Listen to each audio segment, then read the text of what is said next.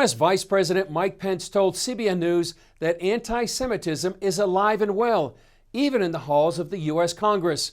Pence was in Jerusalem with more than 40 world leaders to mark the 75th anniversary of the liberation of Auschwitz at the World Holocaust Forum. CBN's David Brody traveled to Jerusalem to speak with the Vice President, and overlooking the Western Wall in Jerusalem's Old City, they talked about anti-Semitism, the Iranian regime, and why many Christians stand with Israel. Mr. Vice President, thank you for doing this interview. Great to see you in Jerusalem. Oh, it's great to see you in Jerusalem, and it's so good to be back in the Holy Land. The Holocaust, anti-Semitism, let's get right to that. That's why you're here.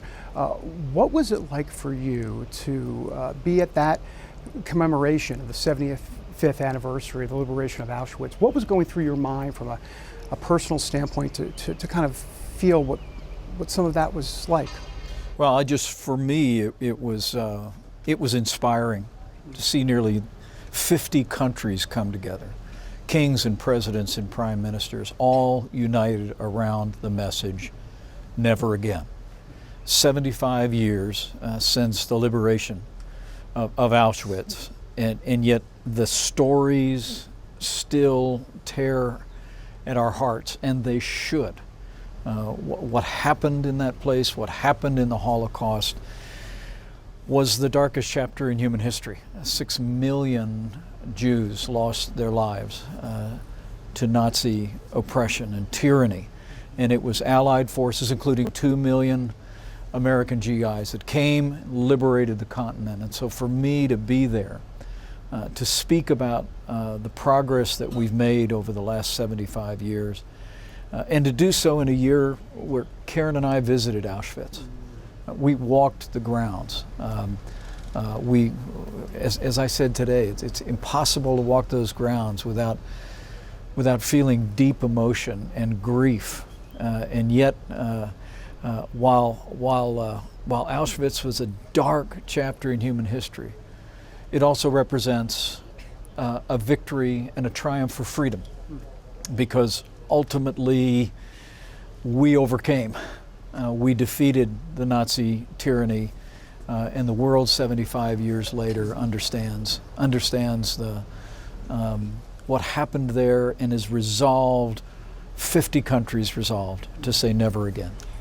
And now we see in the present day this rise of anti-Semitism, not just in Europe, but in America. What do you attribute that to specifically? And I'm curious about some of the folks that have spoken out for the BDS movement, if you will, and we've heard some folks call Israel the oppressor here. What are some of your thoughts on that? Well, there is a rising tide of vile anti-Semitism that's emerging all around the world. We've seen it result in violence at synagogues in Pittsburgh and in Los Angeles, and the loss of life.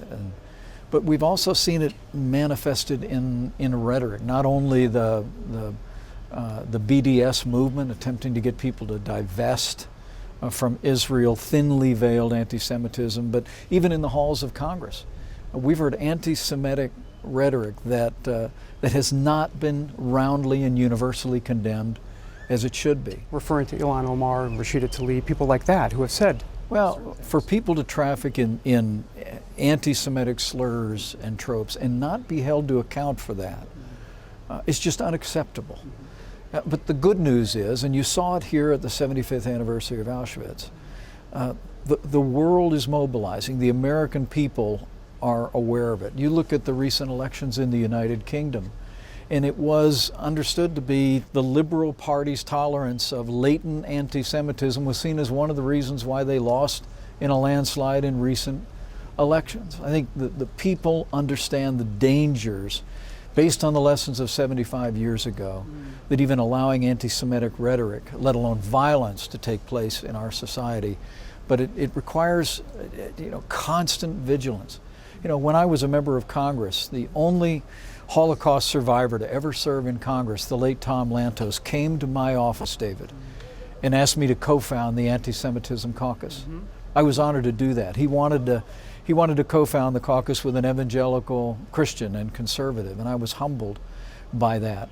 And the truth is that a rejection of anti-Semitic rhetoric, or worse, should be universal in our society, in our public debate, and will continue to demand that.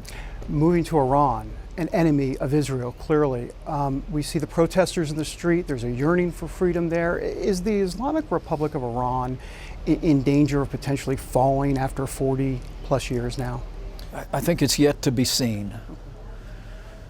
But President Trump has made it clear through social media and public statements that we're with the people of Iran.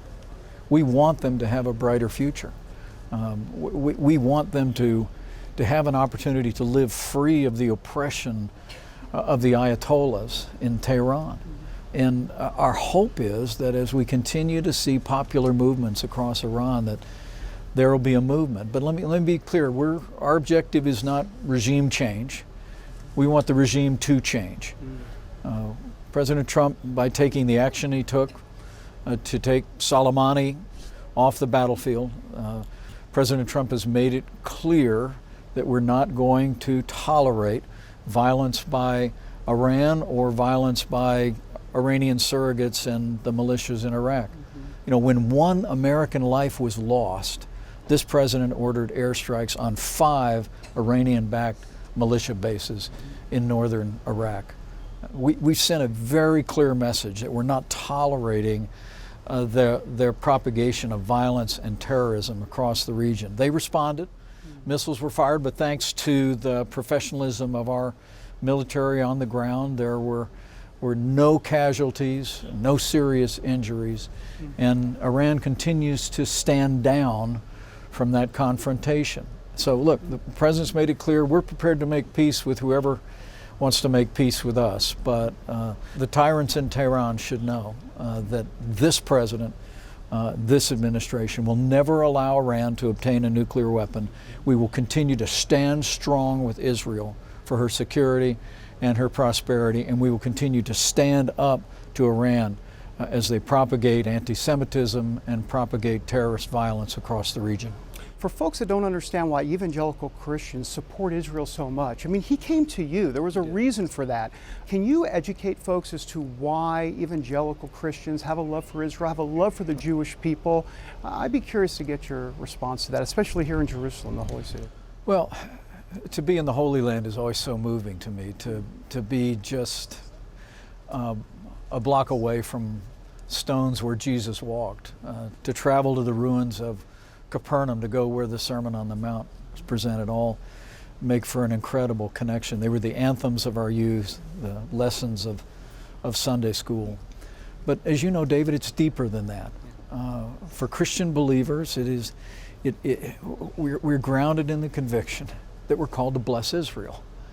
The Bible tells us that those who bless her will be blessed and those who curse her will be cursed. And really, since before the American founding, Americans called for the restoration of Israel to the Promised Land. And when Israel was restored in 1948, America was the first nation on earth to recognize the Jewish state of Israel. And we've been with them every step of the way because it's a heart connection.